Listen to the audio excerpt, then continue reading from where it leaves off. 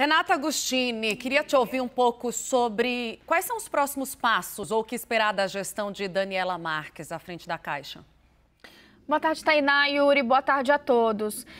Olha, muita expectativa sobre a resposta que a nova presidente da Caixa vai dar justamente a esse escândalo. Então, gente, o Pita trazia aqui, rememorava a relação de proximidade de Pedro Guimarães com o presidente, o Pedrão, né, como ele era conhecido ali pelo entorno de Bolsonaro, pelo próprio presidente. Então, essa foi uma ruptura abrupta, né, uma saída do governo que não estava nos planos e que foi, sim, como Pita disse, rápida para os padrões de Bolsonaro, inclusive para um aliado, mas que o diagnóstico foi feito, inclusive, pelo próprio presidente, é que, diante do momento eleitoral, ele tinha de sair e tinha de sair rapidamente. Quando a gente fala da figura de Daniela Marques, a gente está falando de uma personagem muito próxima a Paulo Guedes. Uma fiel escudeira de Paulo Guedes e que se tornou um quadro importante da gestão Bolsonaro, do governo Bolsonaro, pela presença dela ao longo dos anos nos bastidores, mas que recentemente tinha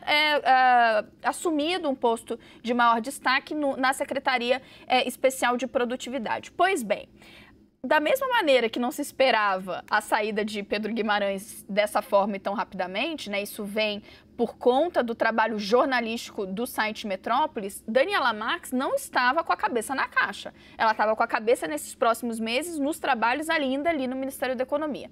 Por que eu fiz essa introdução, gente? Porque para a gente pensar no que vai ser essa gestão de Daniela Marques, a gente tem que lembrar que ela está entrando no meio de uma crise, então ela será cobrada para responder a esta crise, ainda que não seja uma crise provocada por ela. Então, quando a gente viu Tainá Farfã mais cedo rememorar, inclusive reportagens dos nossos colegas, né? Caio Junqueira ainda ontem, Raquel Londin hoje na manhã, falando desses planos de troca de diretorias que Caio trouxe. Raquel Londin falando logo cedo sobre a criação desse comitê que Daniela Marques pretende fazer. Tudo isso são movimentos para tentar, de um lado, responder à denúncia, ou seja, como representante do governo, dar uma resposta e ainda tentar dar uma sacudida na Caixa para que ela não tenha mais essa cara de Pedro Guimarães. Gente, Pedro Guimarães era o presidente da Caixa no governo Bolsonaro inteiro.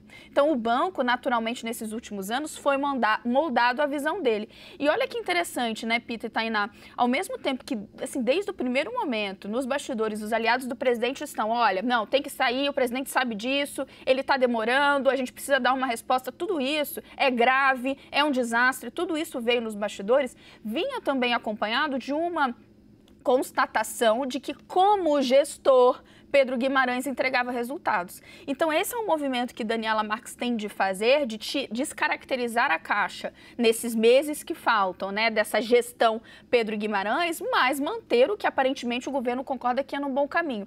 Agora, Tainá, se a gente for pensar em termos de grandes projetos, a Daniela não vai ter nem muito tempo para fazer muita coisa. Então, as coisas já estão encaminhadas, né, os grandes programas habitacionais, que é o antigo Minha Casa Minha Vida, o Casa Verde e Amarela, que foi reprogramado, os programas de crédito, a Caixa estava batendo muito nessa tecla, porque há uma agenda do governo, né, que por conta de questões orçamentárias foi vendo a concessão de crédito como um caminho favorável, né, para acenar a população. Tudo isso já está meio colocado, né? A principal questão agora vai ser como o discurso que ela vai adotar e as respostas que ela vai dar à crise.